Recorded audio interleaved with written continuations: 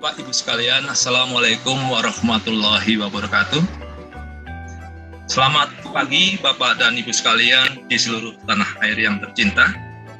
Hari ini kita di penghujung tahun 2021, Badan Riset dan Inovasi Nasional atau BRIN menyelenggarakan webinar refleksi pengelolaan sampah di Indonesia tahun 2021 dan proyeksinya tahun 2022.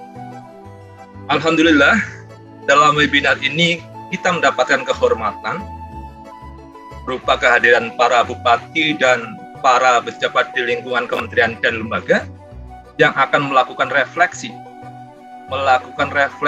kegiatan pengelolaan sampah yang telah diupayakan selama ini. Pada sesi refleksi capaian pengelolaan sampah di kabupaten kota ini telah hadir bersama kita Bapak Bupati Banyumas, Bapak Haji Ahmad Hussein, dan Bapak Bupati Cilacap yang diwakili oleh Bapak Wakil Bupati, Bapak Samsul Aulia Rahman, yang akan menyampaikan refleksi upaya-upaya yang telah dilakukannya dalam pembangunan wilayahnya terkait dan pengelolaan sampahnya. Sugeng Enjang, Bapak Ahmad Hussein. Sugeng Enjang, Bapak Ahmad Hussein. Sami sehat nih Pak? Mudah-mudahan begitu, selalu sehat. Juga Sugeng Enjang, kagem Bapak Samsul Aulia Rahman. Sugeng Enjang Pak, dari Cilacap. Alhamdulillah, nggih Pak. Alhamdulillah sehat nggih Pak nggih. Pangestunipun sehat. Nggih, mboten ngapak niki, mboten kepenak Pak. Orang ngapak nek kalusen nek mboten ngapak ora kepenak nggih Pak nggih. Nggih, suwun Bapak sekalian nggih. Baik Pak Samsul. Baik Bapak, terima kasih. Nuwun. Bapak dan Ibu sekalian, kedua kabupaten tersebut yang lokasinya kebetulan berdampingan bersebelahan di wilayah barat provinsi Jawa Tengah ini terkenal dengan negara ngapaknya. Adalah sebagian dari kabupaten di Indonesia yang secara konsisten dan telah terbukti berhasil dalam melaksanakan pengelolaan sampahnya. Kebijakan dan strategi pengelolaan sampah yang dijalankan ini cukup khas Bapak dan Ibu sekalian, sesuai permasalahan dan karakteristik daerahnya, sehingga kita perlu angkat nih ke permukaan pengalamannya untuk menjadi refleksi kita bersama, untuk menjadi pembelajaran bagi kita semua dalam pengelolaan sampahnya secara nasional. Kabupaten Cilacap dikenal dengan RDF-nya karena di dalamnya terdapat industri semen.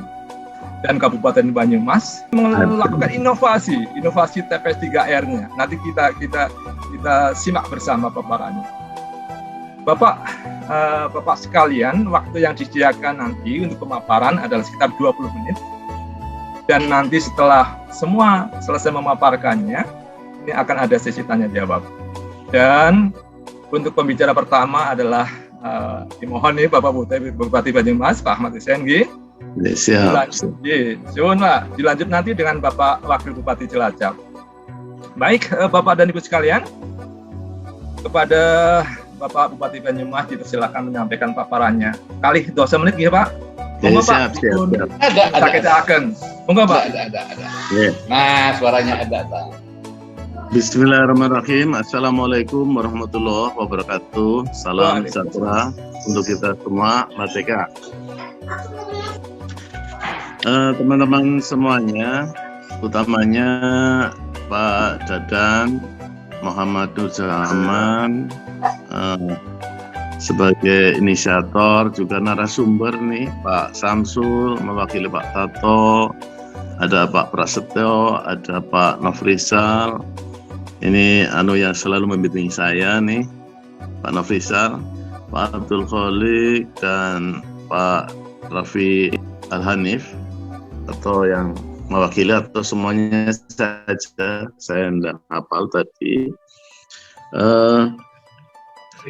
Bapak Ibu, Banyumas ini dulu ya, di tahun 2018 memang ini masalah besar sampah itu jadi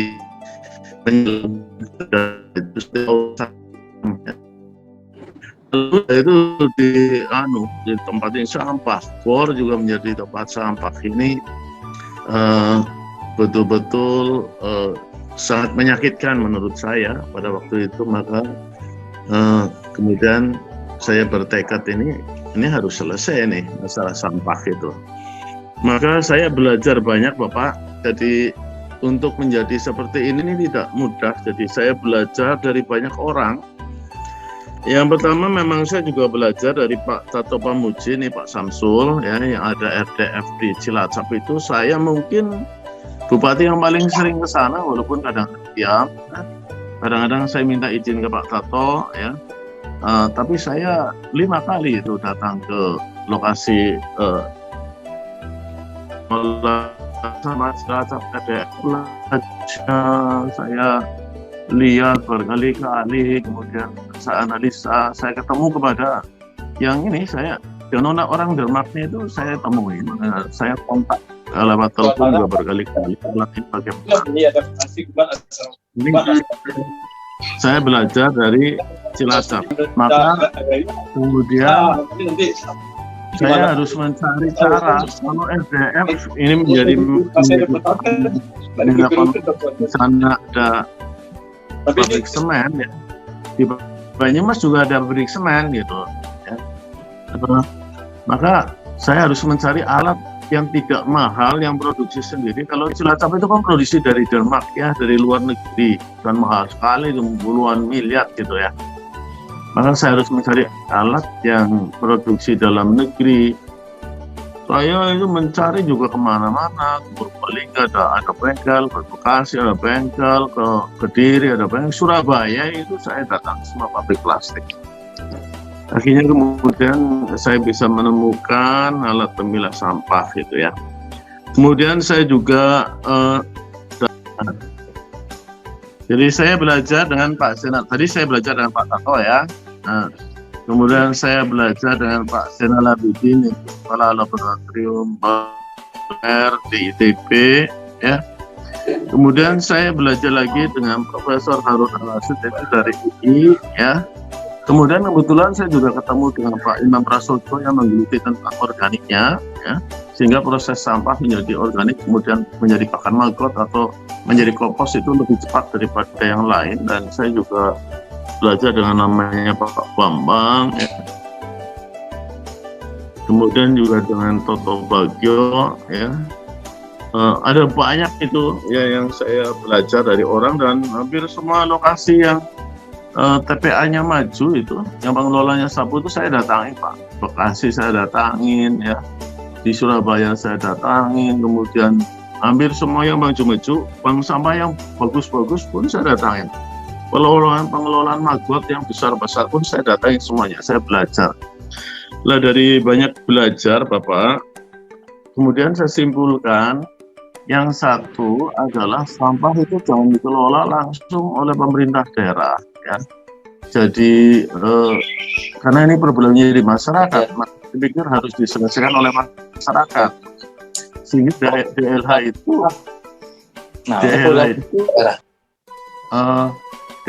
hanya tugasnya membantu masyarakat gitu. Jadi kesimpulan pertama Pak, ini harus dikelola oleh masyarakat. Karena kalau enggak, masyarakat yang protes sendiri. Kalau sudah begini, ya silakan aja protes, mau dikelola sendiri, mereka selesaikan sendiri, kita sudah ayam sekarang. Sehinggalah didirikannya Hanggar Pak. Hanggar itu bangunan besar, di mana masa itu adalah dikelola oleh masyarakat sekitarnya dan oleh masyarakat sekitarnya. Hanggar itu pemilihan sampah atau TPST, tempat pemilihan sampah terpadu atau PDU, pusat daur ulang. tipenya yang besar hanggar, yang tengah itu TPST, yang kecil itu PDU. Ini kita bangun Pak, kita bangun dulu ada 7, ya, kemudian kita kelola, mereka kelola sendiri, sudah mulai berkurang sampahnya, ya. Tapi menyisakan masih banyak yang harus ke masih banyak yang harus ke TPA, ya. Kemudian kita tambah lagi PDU, ya. Dan salah satu PDU juga Pak Nofrizal pernah datang melihat langsung ke sana dan melihat cara kerjanya, ya. Sehingga sampai sekarang kita itu punya TPST itu sebanyak 23 buah, itu besar-besar Pak, besar-besar. Ya. Awalnya itu PDU itu manual Pak, manual artinya sampah masuk dengan ban berjalan. Ini masyarakat mengambil, ya, pemilah sampah itu mengambil sampah-sampah yang bernilai aja.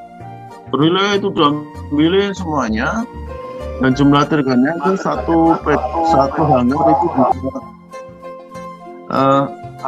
hanggar itu bisa sampai 50 orang yang ngelola sampah, itu yang ambil sampah. Tapi mereka kelola sendiri oleh masyarakat, oleh masyarakat tidak hanya memberikan fasilitas. Ternyata itu yang berkurang agak banyak, ya. Jadi dari dulu itu 132, ini kemudian berkurang 40 truk kira-kira, masih 90-an itu. 90 truk waktu itu masih harus kita buang ke TPA. Itu juga TPA sementara. Karena seluruh TPA ditutup oleh masyarakat. Maka kemudian ini kalau pakai orang nggak efektif ini, ya. Pakai orang memilah sampah, pakai orang nggak efektif. Maka kemudian kita searching mana-mana, kita belajar, kita cari akhirnya ketemu ada pemilah plastik kecil Pak.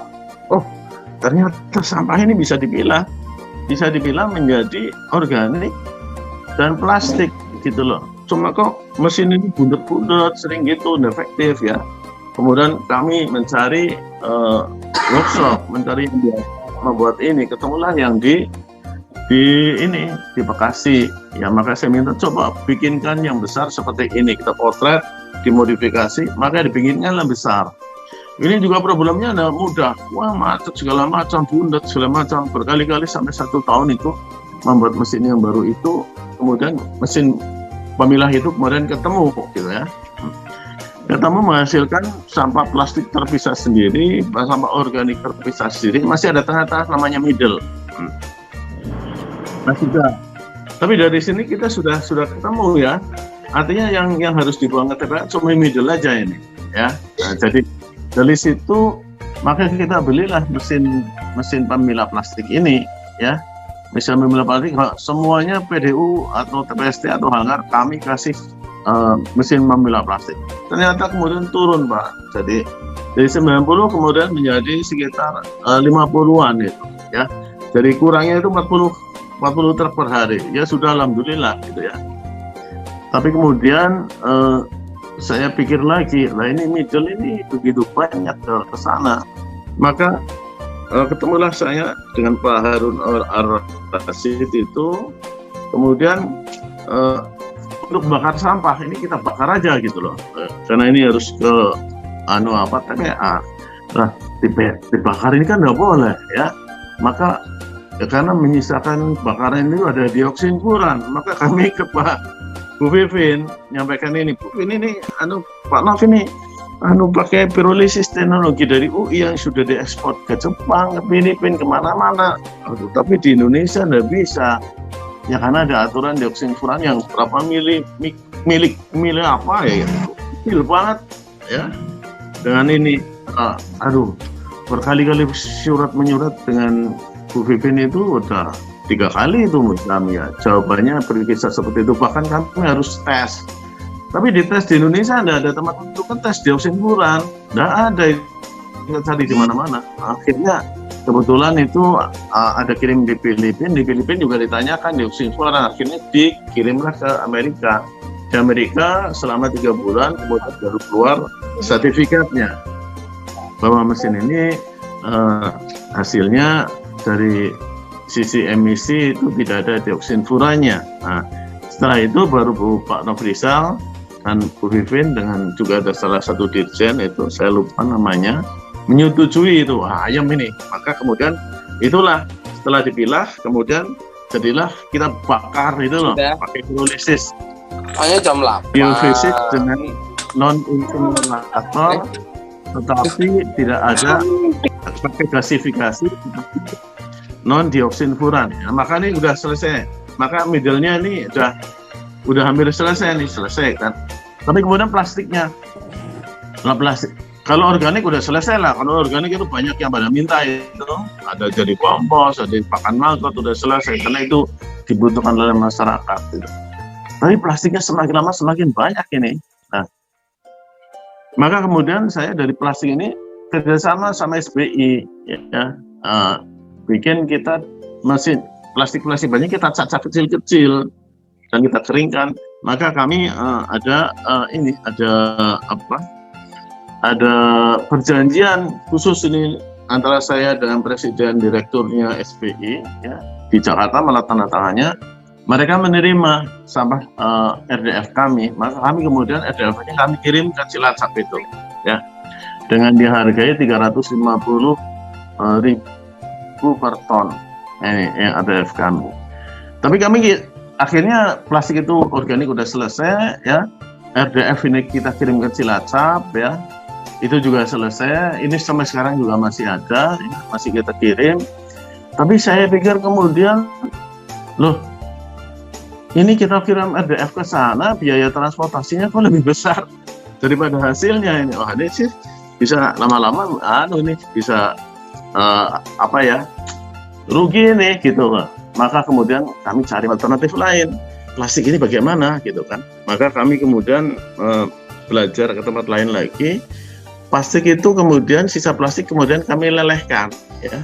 Karena kalau tidak tersentuh api kan tidak ada masalah, tidak akan keluar asapnya. Kita lelehkan. Nah, begitu dilelehkan, kita cari mesin, ada mesin, akhirnya kita ketemu dengan teman-teman ya, kami belajar banyak, termasuk dengan Pak Prasojo, itu ini ketemu mesin hot extruder ya, sudah dipakai di tempat lain, dan juga ada mesin plasma yang bisa melelehkan plastik ya, tanpa keluar asapnya tadi. Nah, itu akhirnya kita ketemu melelehkan plastik itu.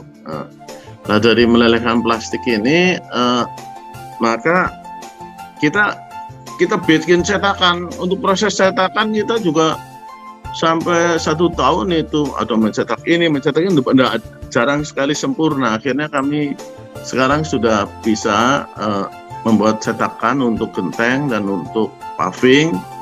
Dan kami sudah bisa produksi banyak paving ya, dan ini untuk dipakai di trotoar.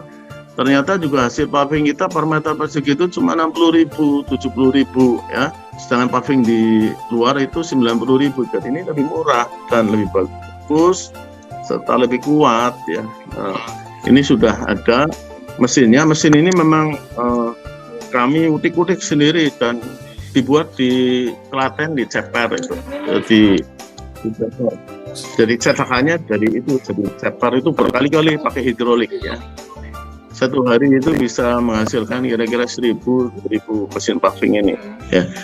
Nah, sehingga akhirnya hanya yang masuk ke pyrolysis itu hanya yang residu saja ya, yang residu dibakar, sisanya semuanya menjadi uang ini sekarang ya.